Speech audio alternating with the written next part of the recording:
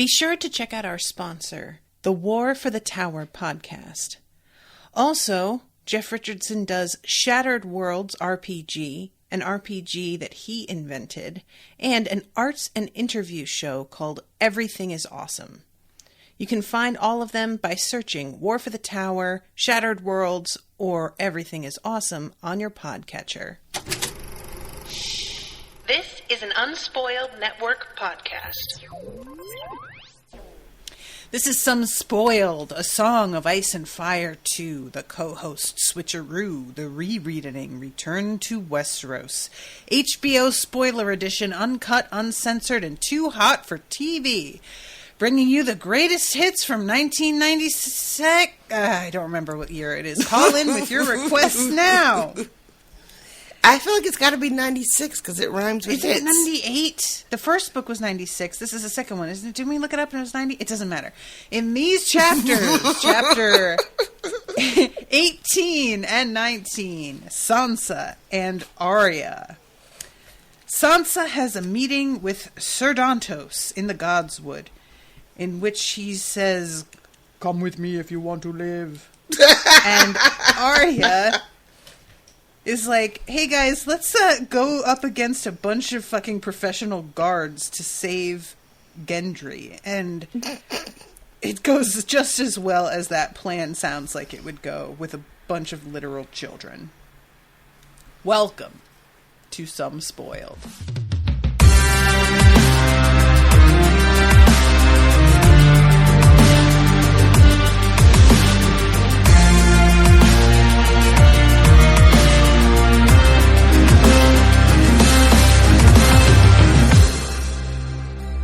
Monsters are dangerous, and just now kings are dying like flies. I am the king!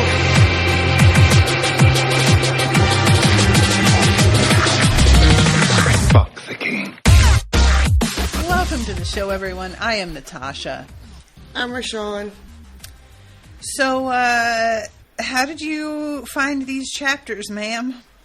Tell me all about your experience reading these. I'll tell you what mine was real quick. Anxiety. Okay, now you. I was really struck by how little patience I have for children. Yeah.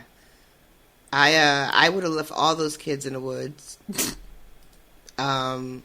What's his name? Is it Lamy with Lamy. the bad leg? Yep. Yeah, I'd have been left him. Hot pie, that's yield, one of those yield. moments where he gets killed and you're just kind of like, oh, but good.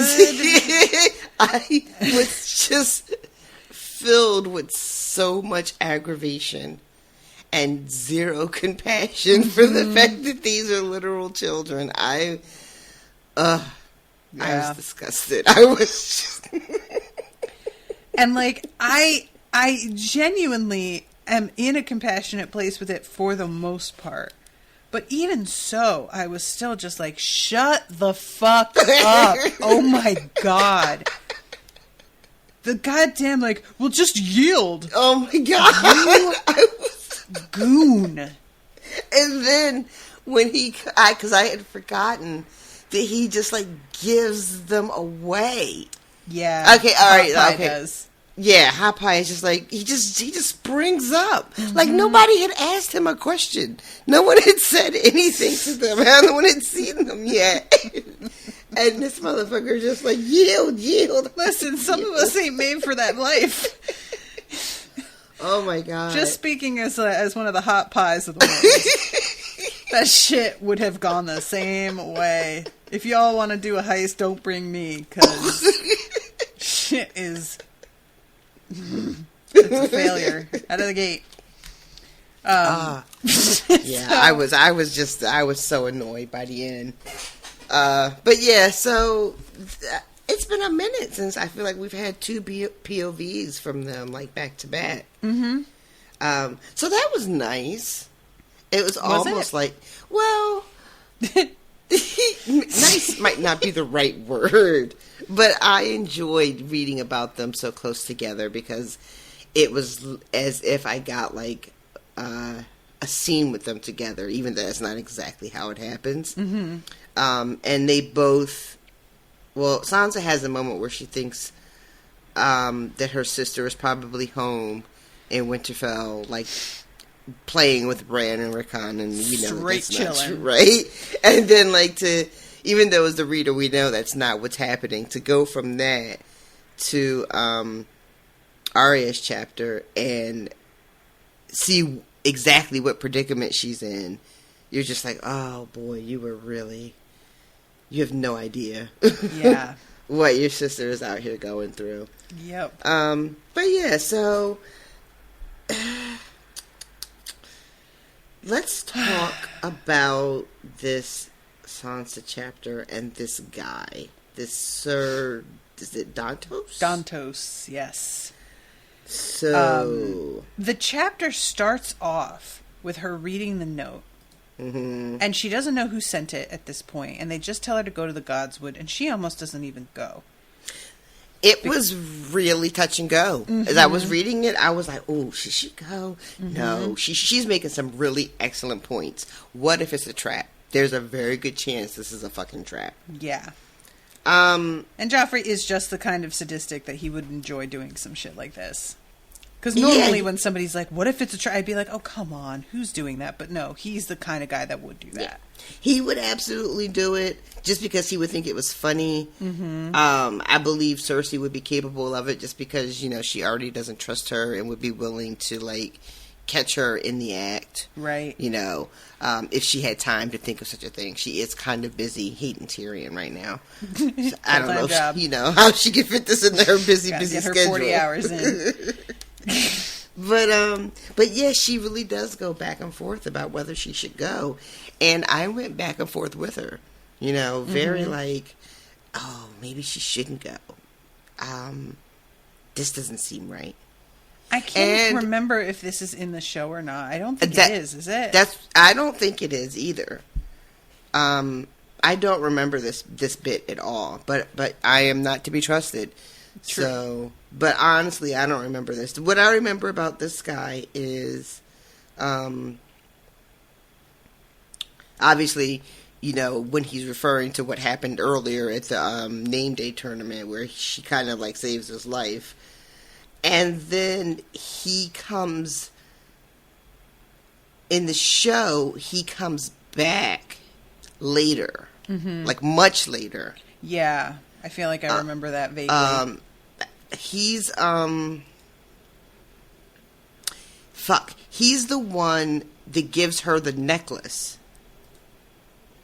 Okay, that makes sense. Right? Mm-hmm. So, for a second, when I was reading and he's the one that meets her in the Godswood, I was like, wait, the necklace happens this early in the story? That's not right. But it's not right. That's not what happened in this chapter. No, that's a whole other, yeah.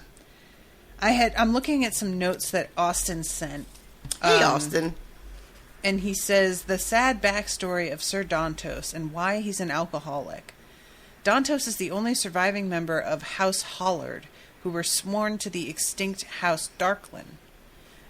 Back fairly early in the reign of the Mad King, the king was taken prisoner by House Darklin, who had risen up in rebellion against the king. While Tywin and his forces laid siege to the Darklin seat of Duskendale, a young Sir Barristan Selmy secretly scaled the castle walls at night and single-handedly rescued the king, I think that was a typo, and smuggled him out of the castle. When the royal forces breached the castle, the Mad King ordered the brutal torture to death and execution of the entire house and their vassal house Hollard. 14-year-old Dantos was only spared after Barristan pleaded with the king to spare him as a boon for the rescue. Dantos was still forced to watch as every man, woman, and child in his family was executed. Oh, he had to watch? Evidently. Ooh. Yeah. Well, then I won't begrudge the man his cups. There's a point at which I'm just, okay, go for it. So, and I do want to mention, too, at the start of this, how Sansa's, got the note. she gets interrupted by a maid and then shoves it under a pillow. And we have this moment of her being deeply suspicious of the maid. Mm-hmm. And then thinking about the variety of people that she's certain are spying on her. Mm-hmm, and just how different her whole mindset is here than it was before. She was really under the impression earlier that everybody was doing their best and on her side and they could be reasoned with. And now she has come fully around to, I can't trust a single bitch in this building. Yeah. I can't show anybody anything that's going on with me. It's just heartbreaking. There was a bit where she even says that Cersei keeps the help, the chambermaids or whatever, rotating them at such a point so that Sansa can't even get like a friendship established. Right. You know, like the length to make sure that she remains isolated without any allies of any kind or even the hope of, you know, establishing any kind of rapport that could maybe lead to something else. Like that, and how disorienting it must be to just have, you know, different people every week. When I'm sure when she was growing up, she had like the same people in her house her whole life. You know, they were almost like family, and now it's like the changing of the guards. You know, it's just, you know, it just is another thing that reminds her that, you know, you are a prisoner here. Like the cage is really fancy and all, but you know, it's a prison nonetheless.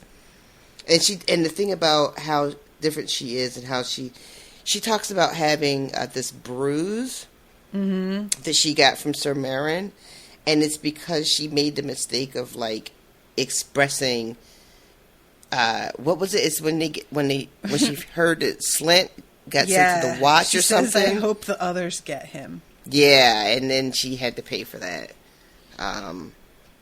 Yeah. Which, you know, Joffrey, I guess he was salty about him being sent away because that was the man that he appointed, and Tyrion coming and doing that. So that's going to be a real sore spot for him. So I'm not surprised he reacted in that way, actually, when I stopped to think about it. Because at first I was like, you don't even like that man. What do you care? But yeah, I can see how that would be a problem. And then her, you know, expressing anything. Yeah, talking at all. Mm-hmm. That's just not her place. Yeah. So, let's see. Yeah, here it is. She drifted to her window. Below, she could see a short knight in moon-pale armor and a heavy white cloak pacing the drawbridge. The queen had given her freedom of the castle, but even so, he would want to know where she was going if she tried to leave Maegor's holdfast at this time of night. What was she to tell him? And she goes to bed, and she's laying there trying to decide what to do. And we get a bit of her thinking on how many people she could have gone to for advice at one time that are all dead or missing. Yeah. She does not know what happened to Jane Poole. Has the whole thing with, like, Arya dancing and sewing because she still thinks that Arya was taking actual dancing lessons, bless her heart.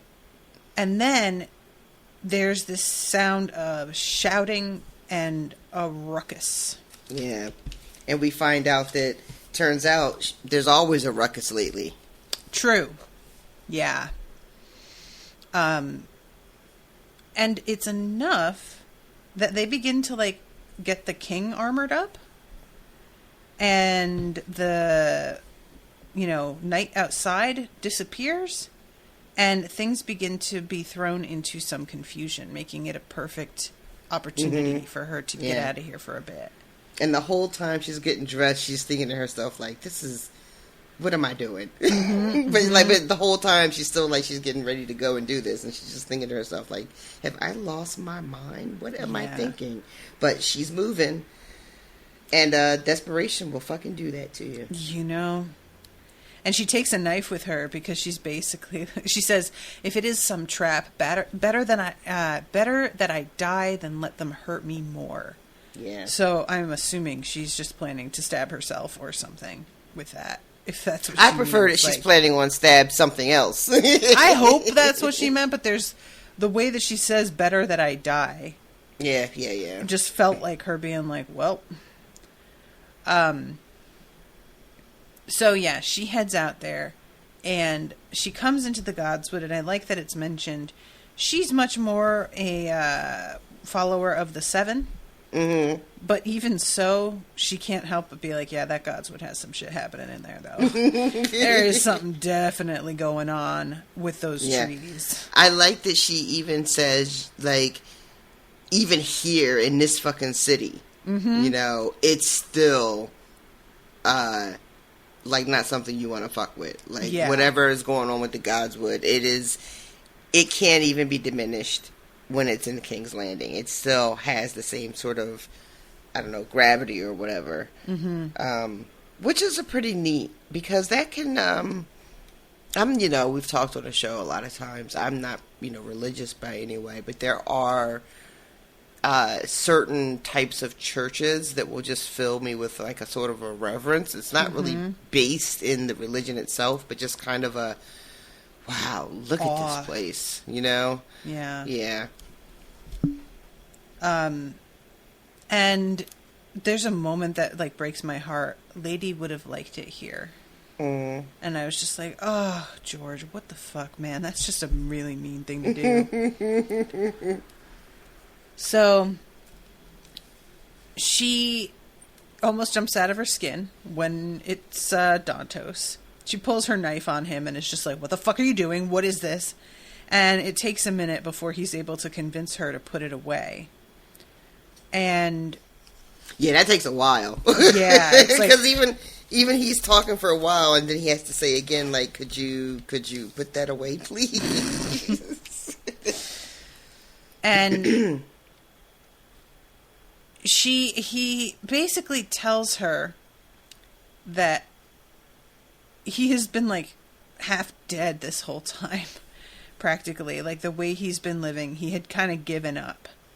And her stepping in to save his life has filled him with this desire to, like, do something worthy.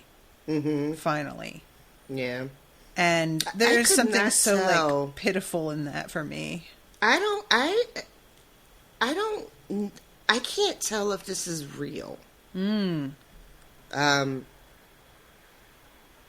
I feel like he's being sincere, but because I only remember bits and pieces from where he shows up in the show, that from what I remember, which is much later with the necklace and Baelish and all that, I was reading all this and I'm like, shit, is this guy for real? And I'm gonna be a sucker and say it feels sincere. Okay. And maybe I will rue the day that I just said that out loud, you know. Because, you know, when all this is said and done, it's really, he's just extending an offer to help her try to get home. He doesn't have a plan really in motion. You know, he has some ideas about what it would take, but it's all very, very vague. So I guess it's possible someone put him up to this.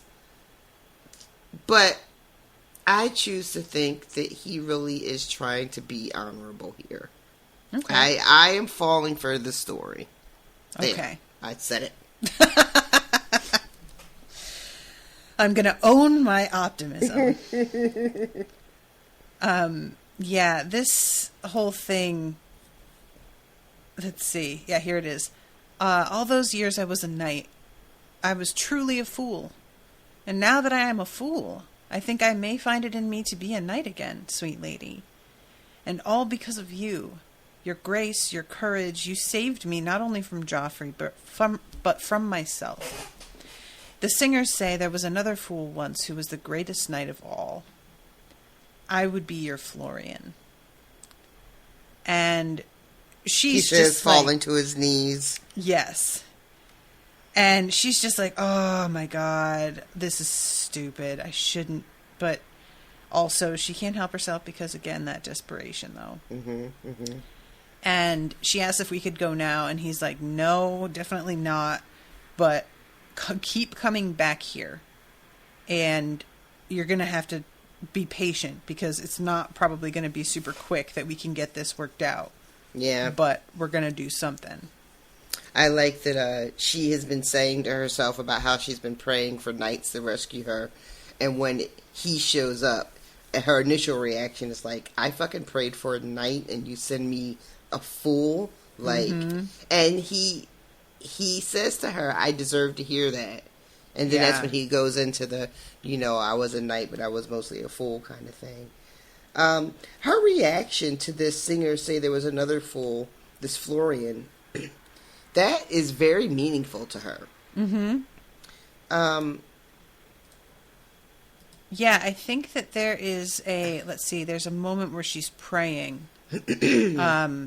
And let's see, I'm trying to find the spot. She missed Septim Ordain. What am I doing? This is madness. I'm trying to find the spot because I feel like Florian gets mentioned by her earlier this chapter. I was going to say, I feel like she's mentioned that before, but I couldn't remember if it was when it was. Maybe it was in this chapter, but I thought it was much earlier than that. Yeah, I thought it was. I mean, I think Florian's been mentioned earlier, also in the books. But I was just thought that she had specifically said something about him. And that's one of the things that made me think, oh, how convenient that he picked something that we know means a lot to her. Like, if someone were going to send him, on this mission to, for whatever the reason of tricking her is, or trying to gain her trust or whatever the motive, how convenient that they pick something that's going to absolutely mean a lot to her and that she is going to take... maybe not necessarily as a sign, but kind of this bit. is, because once he says that, that's when she's like, well, can we go now? And how would you do it? And this is also when he asked her if she would put her knife away. And she finally does. So, I forgot too that he says... He expresses regret for standing by and not doing anything to try and help her father. And there's sort of a shame in him being like, you were standing by when I was going to be hurt and you still did something and risked yourself. And you're a literal child and I couldn't even do that. Like, I'm trying to sort of make up for my cowardice earlier. Yeah, he says all that after the Florian thing, and she puts her knife away, because then right after that he does this kind of very serious taking a vow, and that means a lot to her too, that he swears this in this place in front of these gods. It's a lot that's it's all the right things to say to her specifically, I feel like. He puts his hand on the tree when he makes the pledge. Basically like putting your hand on the Bible. So, yeah. Yeah, and he's shaking when he does it. Yeah. Which, I mean, that could just be because he's an alcoholic, and that can happen. You get the tremors if you go really hard with it. Well, he's already had a drink or two this night, so he wouldn't be having the DTs. He tries to be like, I just had a cup of wine, and I'm like... He said the same thing at the tournament, right? Like, I only had 2 cups. And just to steady my nerves, I just need a little something, get me through. And then he also tells her, after... He's telling her, to continue to come here. That this is the only safe place. Don't trust yourself anywhere else, not even your bedchambers. And he tells her, if you see me out in the streets, and I'm rude or mocking or indifferent, understand that I just have a role to play, and that you also have to play your role. Don't take it personal. I need to just get a fucking soundboard where I have shit that I can queue up. It'll be like one of those Monday morning shock jock channels, except God. Very literary, but also with a lot of hip hop in it. So not those weird honking sounds and various bodily function noises that those kinds of people are always fond of. Toilets flushing. That kind of shit, and then, like, awful racist or sexist, like, me so horny kind of shit. Oh my God, you know, you're right. Yep.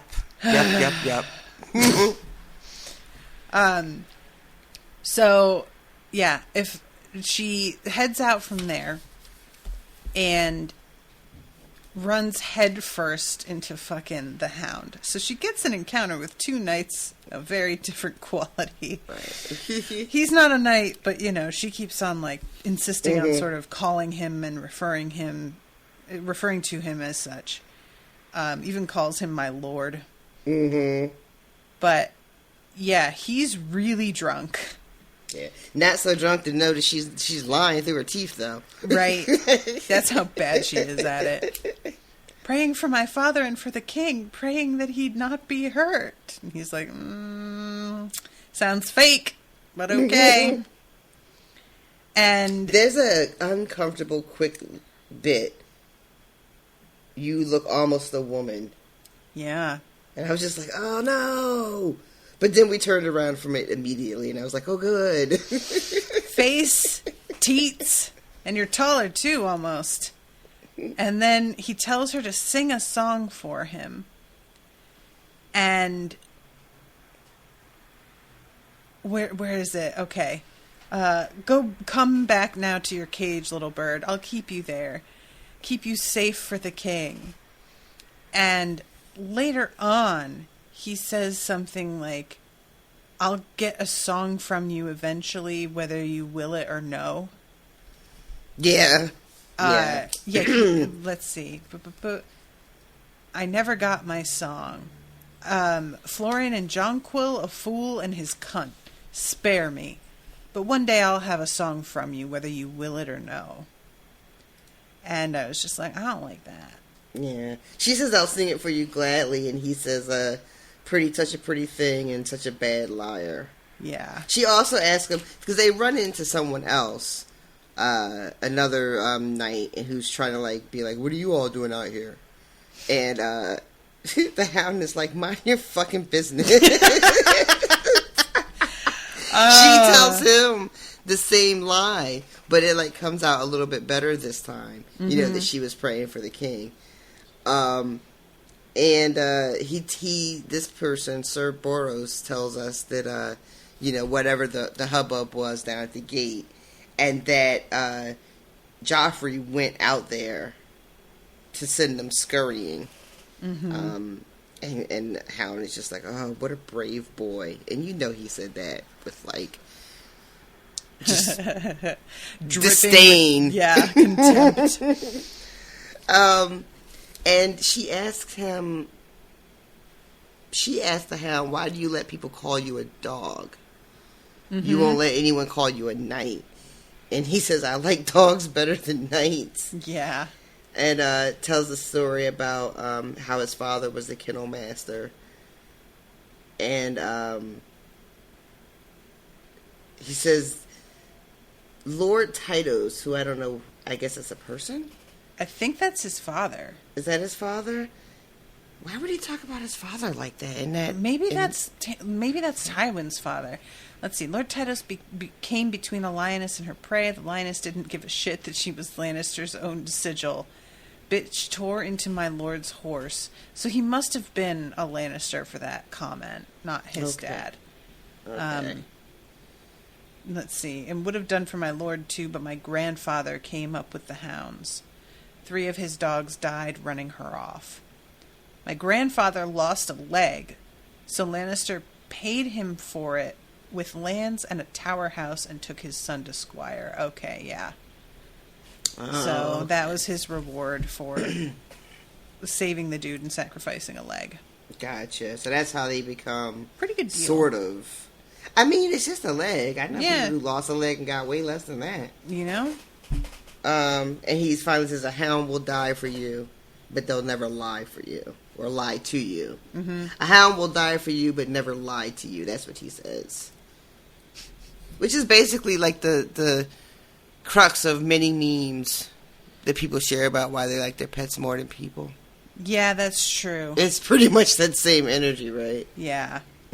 Just I don't like fake friends, but and animals, pure of heart and unconditional love. Mm-hmm. And that's why we can fight for their rights, but not care when people are being murdered in the street.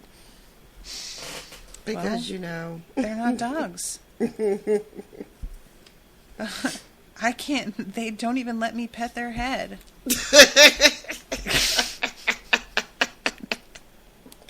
It's not funny, but oh god.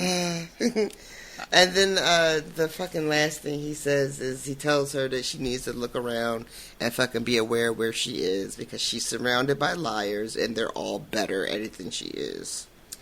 Yeah, that's a fucking sermon. Yeah, a little bit. Yikes. I didn't really need him to be all in my business like that. I mean, but since he dared. I've been reading a bunch, I was talking about this before, reading a bunch of Jane Austen lately. And it's really remarkable how distasteful I find the characters that fake. It's not even that they fake being friends, because they're not pretending to be a friend to someone's face and then stabbing them in the back. They're pretending to be a friend to somebody's face in the moment to let themselves talk shit straight to them, but under the guise of, oh, it's just a little gossip that I'm having with you, and you're not allowed to say anything to me because I am doing it in such a friendly sort of way. So basically, like, for example, there'll be a woman who is aware that the woman she's speaking to had her heart set on marrying the guy that now this woman is about to marry. So she'll take this woman aside and be like, I'm going to tell you such exciting news because we are such close friends and nobody else knows, and I wouldn't share anything like this with anybody but you because I trust you so much.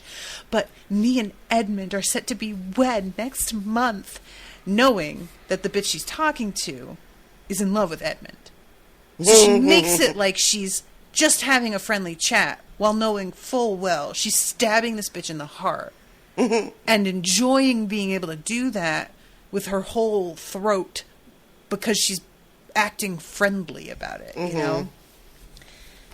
I feel nauseous reading that dialogue.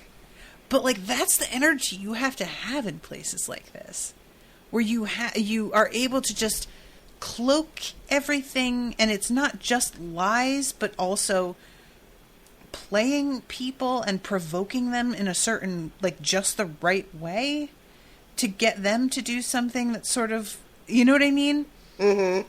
There was this, it occurred in several places across different platforms, but the one place I saw it with the most activity, there was a video on TikTok, and this woman it's a black woman, and I believe she's either a therapist or a psychologist or something, but she posed the question to white people. She only wanted to hear from white people, and she wanted to hear what's the family dysfunctions that you think are pretty particular to being white in this country that don't get talked about a lot. Like, what does yours look like?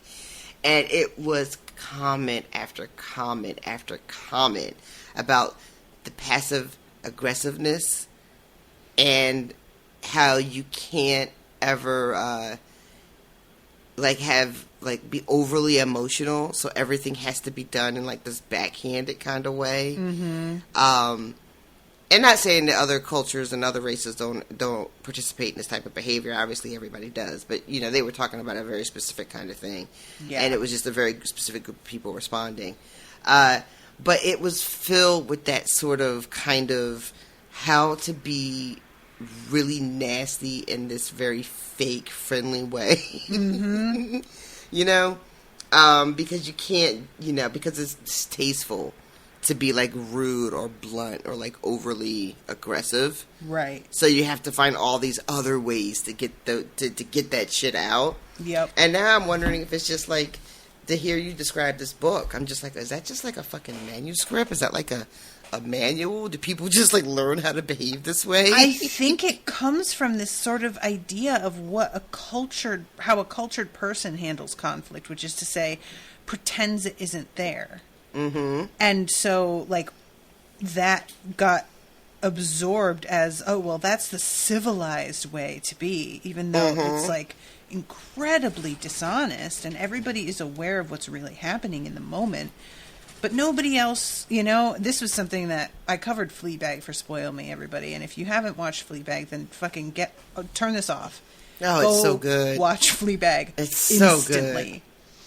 And there is a character on there, godmother, my bad, who is just the most perfectly written fucking passive-aggressive cunt you have That's ever exactly seen. who I was picturing while you were speaking. That's exactly who popped in my head. Yep. And I just can't handle that, man. I'm too direct. I can't do it. I will be the one that makes everybody uncomfortable by being like, I'm sorry, what did that mean? What was that remark? Because I can't... That's the one thing that passive-aggressive people... Like, if you try and get too confrontational with them like that, it can go one of two ways. Either, I don't know what you mean. I didn't mean anything by that. I was just saying you... If they're very good. You really are managing to wear that dress so well despite having put all that weight on, and I was giving you a compliment. Or they genuinely don't know what to do because they weren't prepared for anybody to say anything truthfully. Right. And either way, I want to have it out. I can't do it. It just makes me feel gross, like I'm covered in grease or something, and I need a shower. It's funny too, because it's not like, it is not the kind of culture that I was, raised in. Like it was plenty of dysfunction. Don't get me wrong. It just manifests differently. Mm-hmm. So there was not a lot of passive aggressiveness in my family. It was just mostly aggressive. Mm-hmm, mm-hmm. So with bricks, guys. so like, I didn't know, and it's funny too, like, I don't want to derail us too much, but I can remember, like, from TV, gathering that, certain types of, like, overly emotional behavior is considered, like, low class. Vulgar. And not just, like, not white, but, like, vulgar, like jokes about Italians, mm-hmm. or Greek people, like swarthiness, like, and, you know what I mean? Like, all these weird little dog whistles that I didn't really understand as a kid. And then growing up and being like, oh, because there is a certain sort of ideal of, like you said, like, cultured, civilized people read, white or WASP or whatever, don't behave this way. And, like, savages, Yep. Are the people who can't control their emotions and let their emotions, like, spill out. And just how distasteful it is. It's so weird. We are so weird.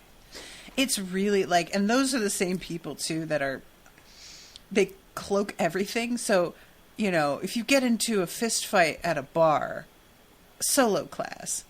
But if you commit genocide, well, I mean, what can you do? It's just part of the pathway to progress. It's just nothing is in proportion. Nothing makes sense. It's all these arbitrary rules according to fucking whom. You know who was really good for that, but funny? Fucking Jack Donaghy's mom on 30 Rock. Oh my God. Like, some of her. There was like, I think he wanted to hug her one time, and she was like, what are we, Italian?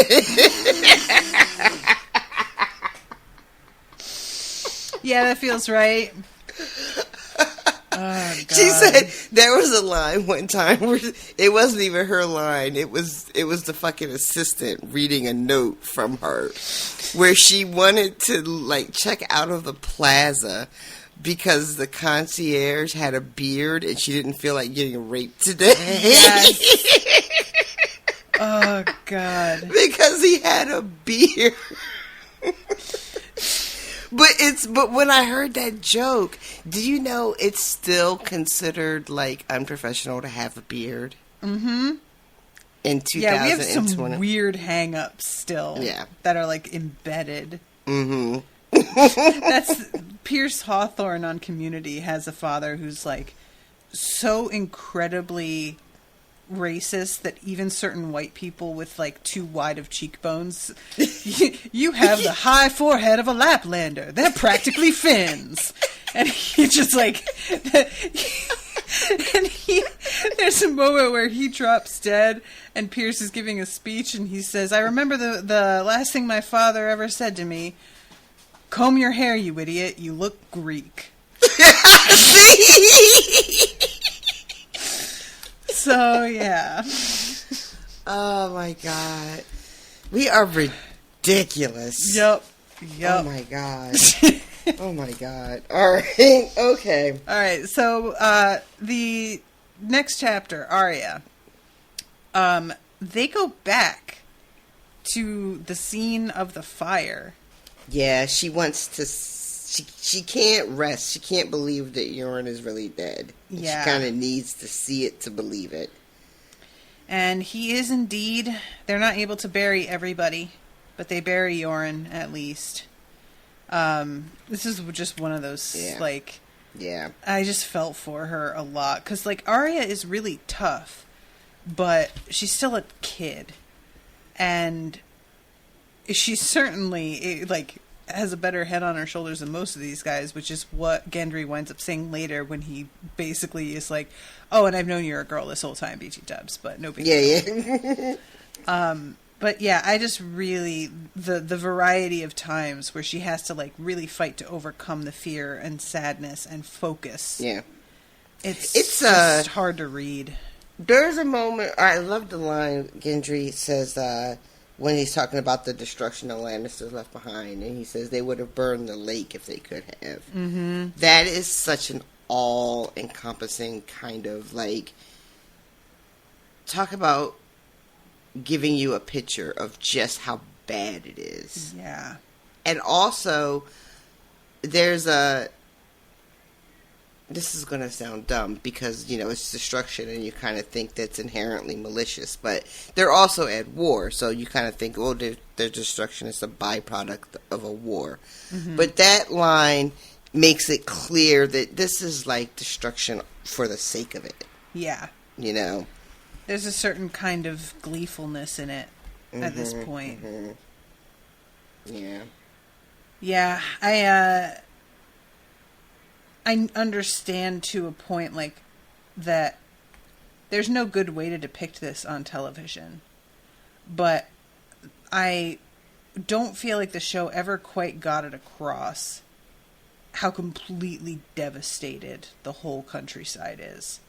You know, because they can't just go ahead and light whole fucking pastures on fire and film it, you know? Yeah, yeah. And I guess they could do it with CGI, but I'm sure that's just the kind of money that, why spend that? We can just burn a house down and then be like, see, everything's burning, the end. Yeah. And I just can't even really picture this, you know? Like, it's not just... from anything on the show. You gotta watch, like, some fucking real-ass shit. Yeah. Like, you know? Like, watch some wildfires raging through fucking Northern California. And the struggle that they're running into with finding food, Arya is much more willing to eat bugs and worms than everybody else. Yeah, how about that? What did you think? I think I made some assumptions, right? That these kids, because they're all lowborn and have been, like, kind of scrounging for themselves, would be a little less dainty about the whole thing. But turns out, no, they're not, not only are they not willing, but they also mock her. Yeah. You know. But they also are, like, resentful of her. Like, she says something about how, she isn't hungry or something, and Lami's just like, oh, I bet you're not, worm breath. Yeah, he calls her a name. Like, dude, And she's like, I offered to share my worms with you, sir. I was polite. And poor Hot Pie, he even gives it a shot. He tries to eat a beetle, and he just, like, throws up. Which, again, identifying hard with Hot Pie in these chapters. I would not have started with a beetle. What would you start with? Would you start with a worm? I mean, I think I would, because I feel like that would go down easier. Less crunchy. I can't even talk about it. I feel like I'm going to throw up. I hate it so much. Like, Christ. yeah, it's going to be all, no. Mm-mm. I just go into one of those, like, burnt stables and be like, this is half roasted already. I'll take this. Thanks. Wait. Like, one of the horses? Off a horse. Oh, God. Yeah. Hey, it's been smoked. It's probably still good. Oh, you know what? Now that you mention it, I'm surprised that didn't come up. Maybe there aren't any. It's probably all rotting and covered in flies. Ugh. You know. That makes sense. Yeah, that makes sense. Because it's been a minute. Yeah. Okay. All right, Columbo. That makes sense. Yeah, because when they get to... Eventually... Well, I don't want to skip ahead.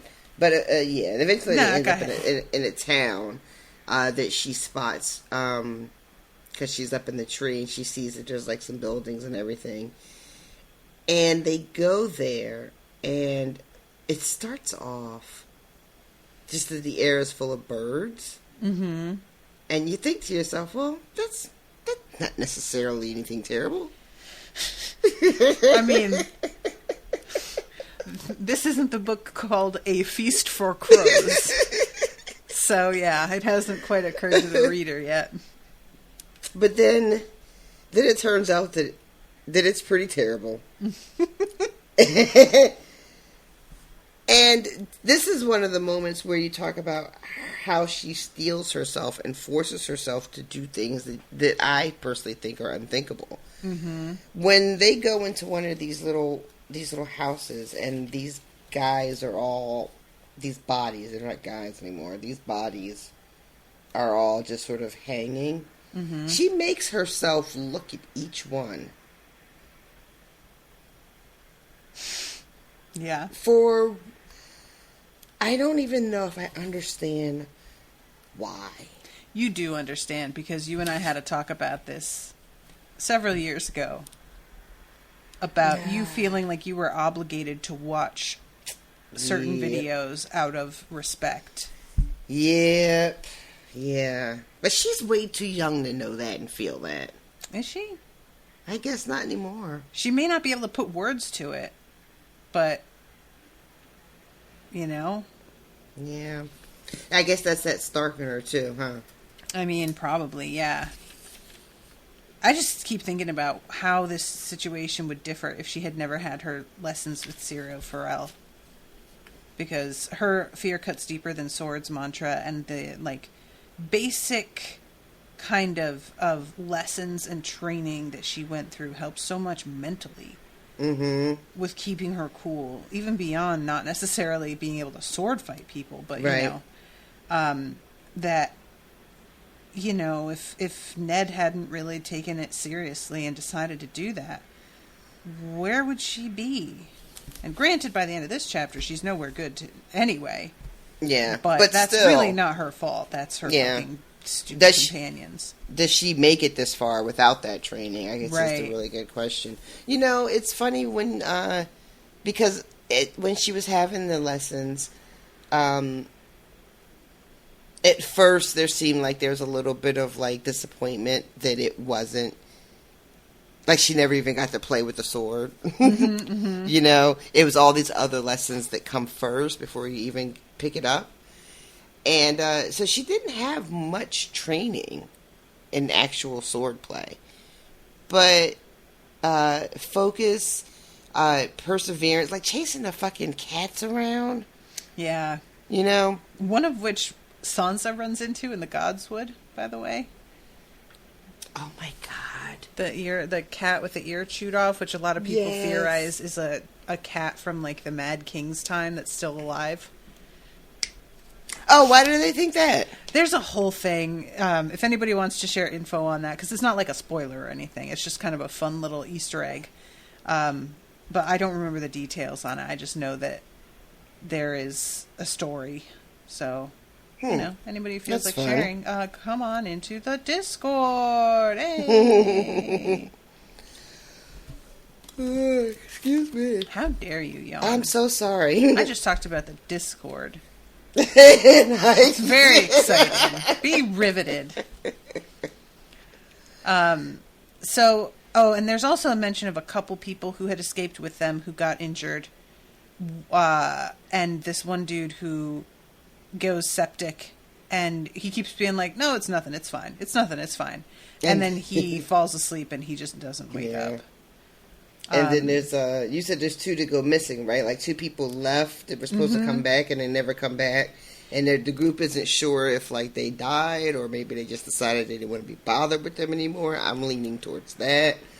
Yeah, Arya's like, they probably figured they'd do better without us, like, wearing them down, and they probably will. Mm-hmm. She's not even really that mad about it. It's just more of a like, God damn it, yeah. And it's just like, it's just the 4 of them, right? It's Lami and Hot Pie, Gendry, and Arya. And fucking, when Gendry gets snatched later, and Lami is like, oh, fuck him. And she's like, who do you think is going to carry you? Right? Fucking Lami acting like he's one of the strong links in this chain. Buddy. And he's like, you will. He doesn't even stutter. He's like, you a Hot Pie can carry me. No fucking concept. Sir. Oh my goodness. So, okay. So, but yeah, so they, eventually, it's going to be, her and Gendry that are going into this little town. Mm-hmm. And to look around, and they find the bodies, and it's terrible. Yeah. But the important thing that happens is that what is that expression? Is it the gig is up? Or is it the jig is up? The jig is up. I feel like that's racist, and maybe that's why I don't say it. Just as I was saying it, was like, oh, is that racist? Because I don't think I like that word. I think I don't use that word. Let's see. The jig is up. Phrase of jig, informal, North American. The scheme or deception is revealed or foiled. Let's see, where's the etymology here? Jig is an old term for a lively dance, and in the Elizabethan era, the word also became slang for a practical joke or a trick. Well, okay. So, no, it's fine. You know why? Why I did think it it's become racist? slang for a practical joke or a trick, though? Like, what's the etymology behind that? Because it is very close to another word. Not the word you all are thinking of. It's another word that starts with J-I-G. That I'm just not going to... You know what word I'm talking about? No, because gigolo starts with a G. Jigaboo. What does that mean? Oh, you don't know that? No. It's It's such a long silence. I thought I got disconnected. What's happening? Trying to think of the easy. It's just that it's Should I Google it? Well, remember, you watched School Days with me, and they had this song at the beauty salon. Oh yeah. And That remember the movie was pictures, fun. the pictures that like the little masks they were putting in front of their faces when they were singing Jigaboos. No, okay. No. It's like a what do you call those? Like a Sambo kind of pickaninny, slur for black people, kind of in that area. Got you. Yeah, I just tried to Google it and School Days, but I am just getting a lot of stills from it that are not what you're talking about. School Days Reloaded. No jigaboos or wannabes in 2011. Oh, that's probably why I didn't watch it. I never... That's my favorite part of the whole movie. I love that song so much. So the wannabes are the ones who are trying to be white, and the jigaboos are the ones that are deemed as leaning too much into the stereotypes of blackness, basically? Yeah, In the movie, the wannabes are all the light-skinned girls, and they all have, like, long hair and weaves. And then the Jigaboo girls are all the dark brown-skinned girls with short hair or natural hair. Gotcha. And then they have the little West Side Story dance-off at the beauty salon. Oh, my God, it was so good. That was fun. That was a good movie. And what's his face is in that Lawrence Fishburne in a role that was like impenetrable to me. What a weird bit. Fucking Gus Fring is fucking the fraternity leader on the what is it, Gamma Phi Gamma? Okay, you gotta do a whole School Days podcast, y'all. All right, let me go back to this book. All right, so is this when Gendry gets gripped up? Oh well, she has the conversation with him first, where he's just like, "If you're a boy, take your cock out." Yeah, and she's like, "I don't have to pee right now, so no." And he's like, "That's what I thought." And then she basically tries to make a deal with him that she'll tell him who she is if he'll explain why Cersei was after him. Right, and he genuinely doesn't know. And he's like, I think Yoren knew, but he wouldn't tell me. Which is fascinating to me, that he isn't even, like, aware. Yeah, I forget that, too, that he doesn't even understand, like, why anybody would be looking for him. Yeah. And how unsettling it must have been after the thing was over. Right. You know, and then the story, like, kind of moved on, and Yoren and everybody else just moved on about their business. But meanwhile, he's got to be like, what the fuck was that? Yep. So, yeah. It's weird. It's got a little Jon Snow energy, right? Oh yeah, like, yeah. You know, definitely. I'll tell you later, and then the person dies. Fucking everybody just needs to sit down and have a goddamn conversation when they think of it, and stop putting this shit off. Can you write a letter or something and put it in a sealed envelope to be opened upon your demise? Or throw something up on Facebook real quick. So yeah, he's pretty much telling her, look, I know you're a girl, and she's trying to decide if she can tell him the truth, and she is reminded of what Yoren told her, which is, first of all, most of these people would turn you in for practically nothing, and the other half of them would turn you in, but they'd probably rape you first. Yeah. And she's really like, but she tells him, and she decides he's different. Yeah, and she says that she's like, you know, I've been watching him this time, and he's not like the other guys. And whenever I hear someone say that, I'm just like, I know, right? Is he though? Ooh, but there's a siren somewhere. But not only does she just confess to, like, obviously being a girl, but she just goes all in and tells him exactly, because she didn't have to do that. That's true. You know, she could have used another name, anybody's name, but her own. But she tells him exactly who she is. And the first thing he says is, oh, the one they killed for being a traitor. Yeah. And, you know, that doesn't sit well. She don't take too kindly to that kind of talk around these parts.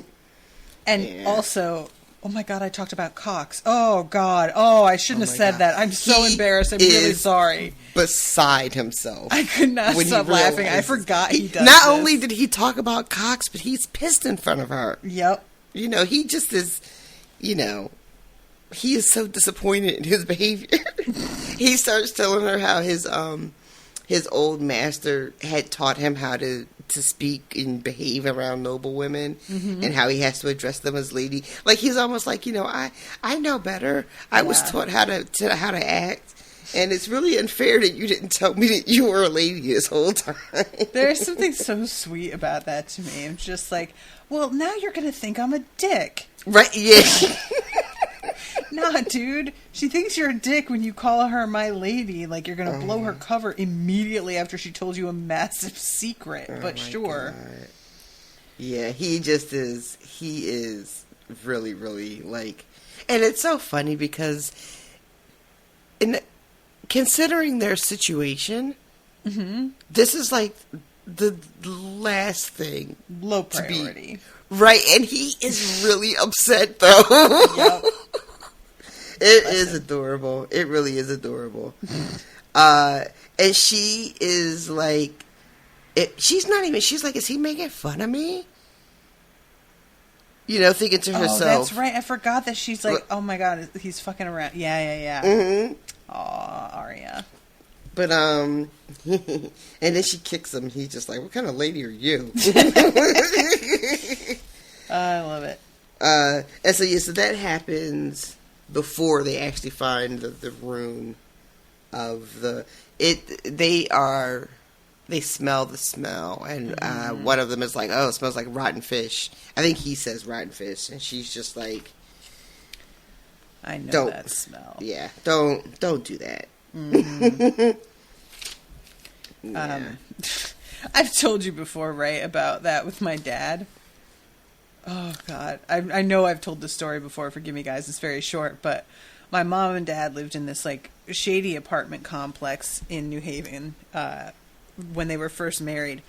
And I have mentioned before that my dad was on some shady shit in his life before he left Colombia, but also, like, once he was in the U.S., he was still into shady shit.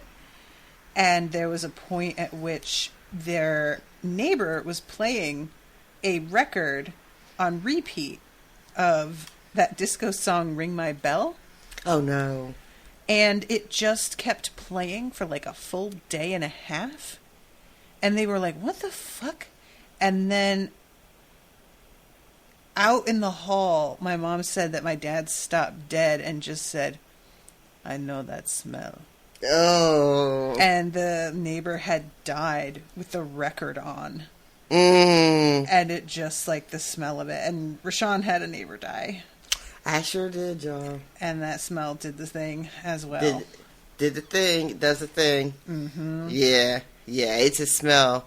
Like, I didn't know it before I smelled it. I'll never forget it. Yep. I'll never not know it again. Yep. It's really distinctive, evidently. It is a very distinct smell. Yeah. Oh, that poor guy. Oh, I still get skeeved when I think about him. Just like, And then somebody moved in, and I was like, Steve, did we tell him? What do we do? Did we tell him? And he was like, well, no, they moved in, and like, what are they gonna do? Like, you're just gonna weird them out? And I'm just like, I don't know. And then I was like, Steve on this one, and because I don't think that, like, apartments. Because he, you know what shut me up, y'all? I'm telling you the God's honest truth. My husband looked me dead in my face and said, "Do you think nobody ever died in this apartment?" And I didn't have shit to say because my building was built in like 1925. Of course, somebody has died in there. Oh, Steve. There is no need to be coming out with facts like that right now. It's not like when you buy a home, they have to disclose it. Like if there's not if somebody died, but if like there's a murder, they have to disclose it, right? Right. But yeah, people be dying all over the place. There's something about the fact that they have to disclose that I find fascinating. It's basically admitting, I know we're all concerned about ghosts. So we're not going to, like, say that's what this is about, but, like, you and I both know if she had died as an old lady in her bed, nobody would be notified. But we got some potentially, like, fucking hectic shit in there. So I'm going to tell you. Just feels like the subtext to me. Oh, my God. Did you see that post from Tales of a Kitchen Witch? She just moved. They got a new house. It was a whole long thing, a terrible thing that turned into something really good and positive. But she put a post up making a joke about her son complaining about the ghost in the house and how it makes too much noise. So all these people got in her comments talking about how she was traumatizing her child. And she had to be like, this motherfucker is 23 years old and has his own house. What are y'all talking about? Oh, that's amazing. Oh, I didn't expect that. I laughed so fucking hard. It was really in her comments like, I can't believe you would do that to your child. Oh my God, that's awesome. I did not see that. It was pretty good. Between her and Nathan Monk, I'm just like, oh, let Unspoiled stay small. That shit looks boring. Yeah. Okay. All right. So back to the thing. This is when they come across the men, and then they are. Let's see, where is it? She's looking at them, and then they hear a shout, and a couple dudes have spotted them, and they have Gendry already. It's like taken no time at all. And earlier, she had said she would investigate because he was too loud. Yeah. So apparently, she has the right instincts, and Gendry sucks at this. Yeah, he's not great. He's not great. So they have him, and they shove him into this I don't know, it's like a storehouse or something. And there is, when they open the door to put him in, some little kid like tries to make a break for it. Yeah. And they just like grab him by the back and throw him right back in.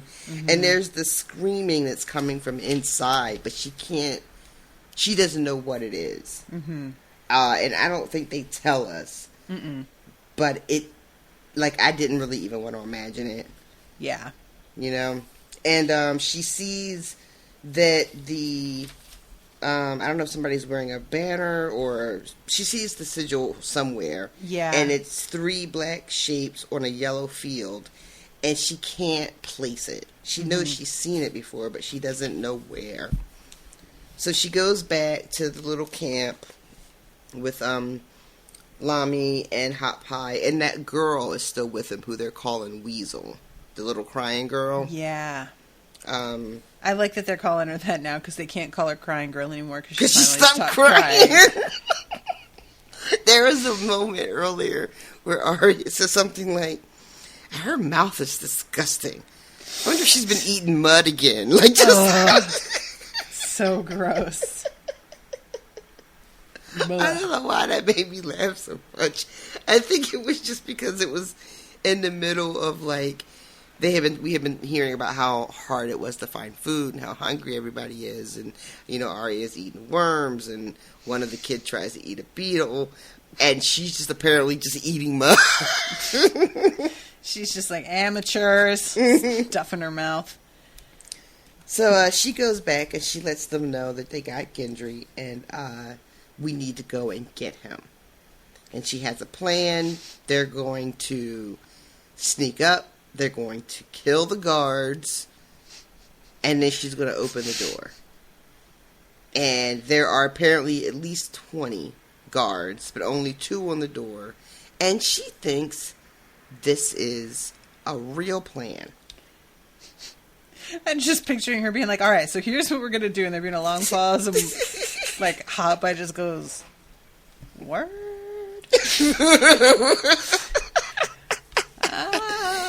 I doubt it. Is that what we doing?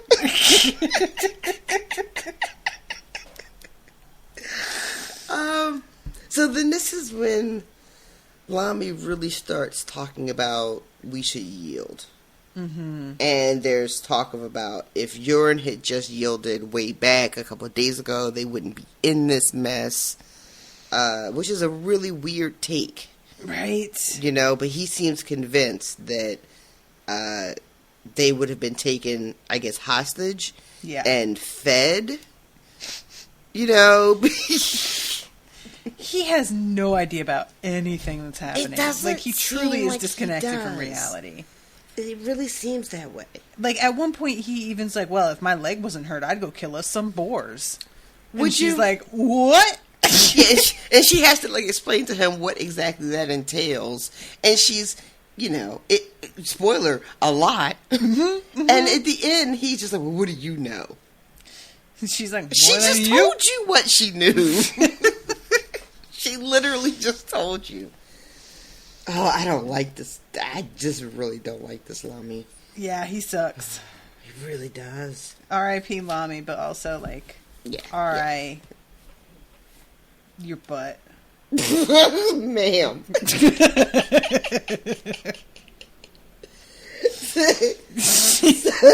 Very mature. Did I tell you that I was yelling at a guy about abortion rights in a comment section, and I told him to sit on a cactus, you misogynistic bag of farts. Yes, you did. I really feel like that's the crowning achievement of insults that I've ever... And I can't top that, and I just have to retire now. I can't fight anymore. That's as good as it's going to... I don't know what possessed me. I've never, made that kind of insult before. But it just came out, and I have not been able to stop thinking about it ever since I did it. I don't know why, but I just really was like, that is not me at all. And then I was like, maybe it should be. Maybe I like it. Maybe this is a me I should get to know better. Yeah, But yeah, Lamy sucks. He's just one of those people that is convinced that, he's one of those that even after the fact, when he never gave advice to begin with. He'll be the one being like, if y'all had just listened to me. Absolutely. 100%. And it's like, you never said shit. What are you even talking about? Absolutely is the kind of person that never contributes anything. But is always the first to be like, well, if you just listened to me, or if I had my way, or what I thought we should do is. But it's always after the thing. Never when it's helpful or useful. Ugh. Lamies are a dime a dozen. They're everywhere. They are, though. I'm in an office full of lamies. It's really a problem. I can barely hear you. Come back. I just said I work in an office full of lamies. It's really a problem. I would like the idea of you just being like, okay, Lamy, and not giving any context, but you just knowing yourself what that means. And they will be able to sense that you're insulting them, but they have no idea what won't be able to put their finger on it. Yeah. Oh my God, Steve was at the grocery store today and he sent me a text. He said, the guy in line behind me is wearing a shirt that says, I drink and I know things. And then he said, isn't that yours? And I laughed and I was like, yeah. And then he was like, wait, that really? And I was like, no, it's from a show. Bless him. But I have somebody got me a mug that says it, and then there's the postcard that's a little bit different. So I drink and I forget things. Yeah. But he's just seen it around the house and never really seen it out in the wild before. So he thought it was. Watch Game of Thrones? I don't know why I thought he watched with you. Oh my God, no. Oh. No. The shock in your voice at the mere suggestion. No. Mm-mm. There's the impropriety. Steven, watch that smut. I would never allow it. No, I'm lucky if I could just let him leave me alone while I was trying to fucking watch it. Oh my God, he was... Game of boobs. You watching your boob show. That's what he would say. Oh, your boob show's on. Tits and horses, tits and horses.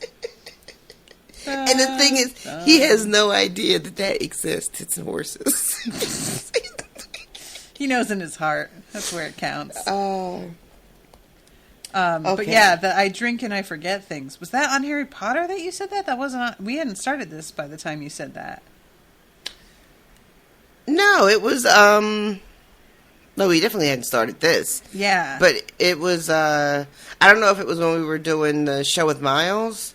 Or if it just bled into a Harry Potter episode. Yeah, might have been. I don't know. We stay pretty well on topic every episode. That doesn't seem like something that would happen. Yeah, we don't tangents hardly ever. Never. So this whole thing goes just about as left as it can go. Yeah. When he jumps up for no reason and yells. A crow lands on him. And, at first she's a little bit impressed because he's keeping his cool with the dead guys all around them. And she wasn't sure he'd be able to manage it. To which I say, Arya, if that is too much for the man, you think, what are you doing? What are you doing? The crow landed on his back, and he gave a muffled gasp. "Who's there?" a voice boomed suddenly from the dark. Hot Pie leapt to his feet. "I yield!" He threw away his sword as dozens of crows rose shrieking and complaining to flap about the corpses. Arya grabbed his leg and tried to drag him back down. Oh my God. But he wrenched loose and ran forward, waving Yes. his arms. I yield! I yield! Was the disgust I felt reading just that bit. It just... Yup. So she, jumps up, draws needle, but it's a wrap. The men are all... She's surrounded. Yeah. She's not going to be able to do anything. And they snatch her up. She tries to bite one guy after he takes needle from her. I love that. And, then they clock her. And it hits her so hard in her head. She's never been hit like this before. And she's fucking rocked for real. Yeah. And she is in pain, and also they've taken needle from her, and she's humiliated. Mm-hmm. And she's thinking about, it's John had given it to her, Syrio had taught her to use it, and they just snatched it out of her hands like it was nothing. Mm-hmm. And the guys who snatched them up, take them out and make them kneel, and then the mountain shows up. Yeah. And she remembers where she'd seen the sigil before. Sansa had told her about it a little while ago. Yeah.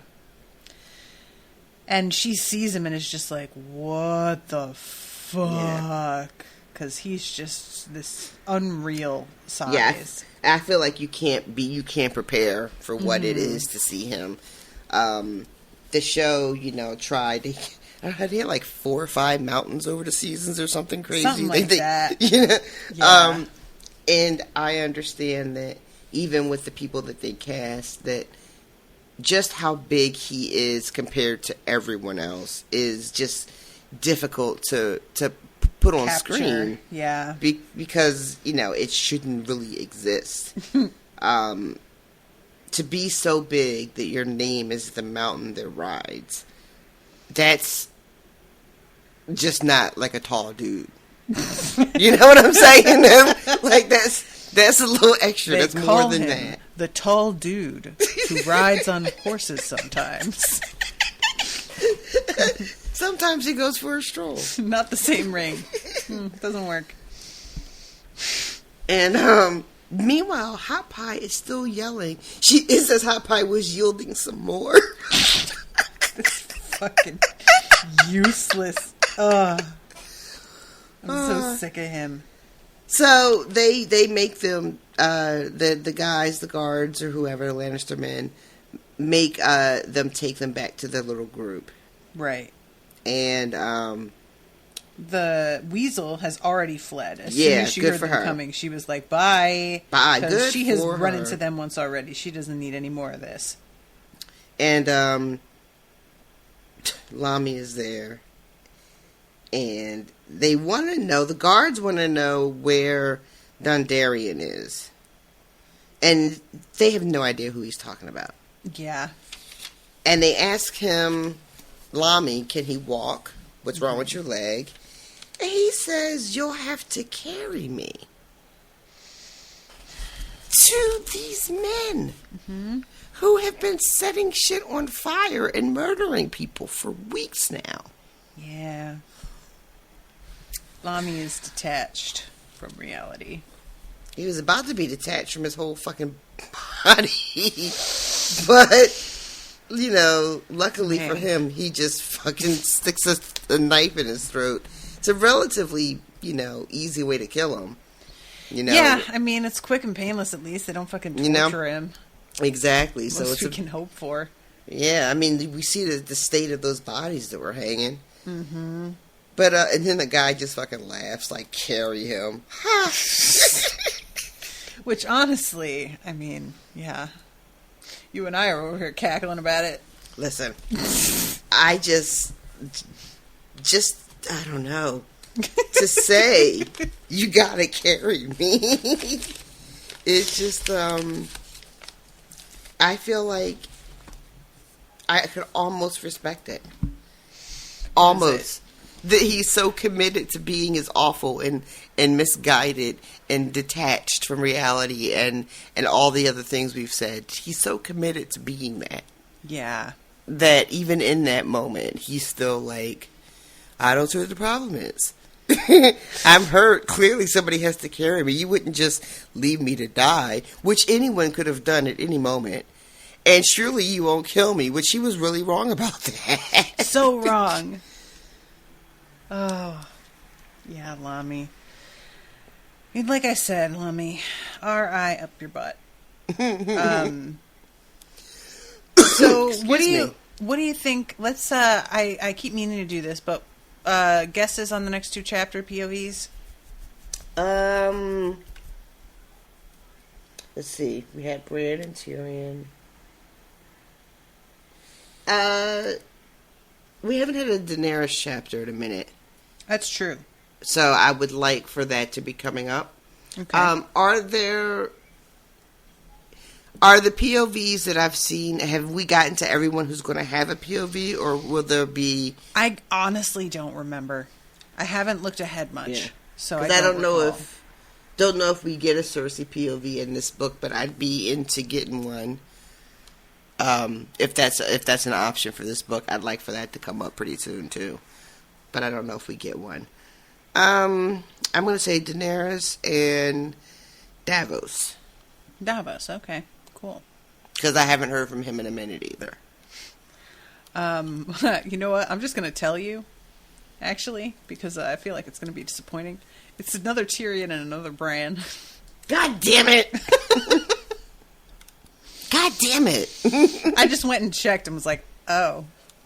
So I decided to save you the sadness this week. I appreciate that. Yeah. We just had them. I know. Yeah, well, there it is. So I want to say hi to new patrons. We have Nathan Stout, Katiana Kokino, I hope. Team G Who, Zdenka, Rebecca Sorgenfrey, and Demian Jordan.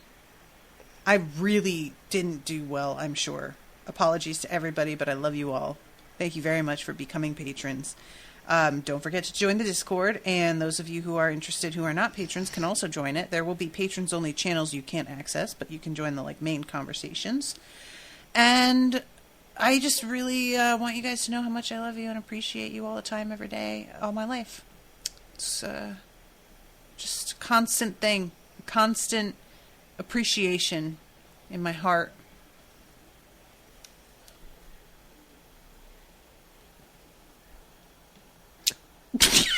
What happened? Why didn't you just stop talking? I just decided to see how long it would stretch before you said anything. I was like, surely she's not done talking.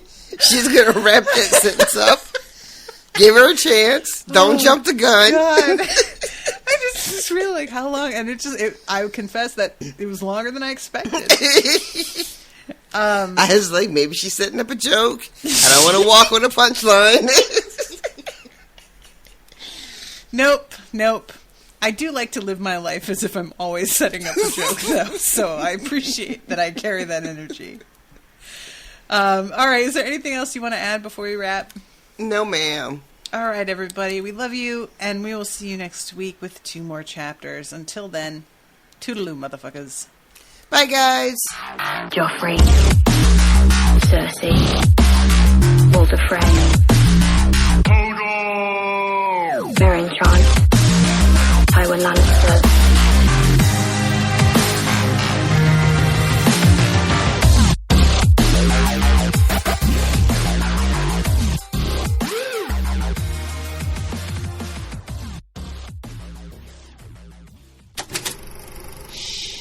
That was an Unspoiled Network podcast.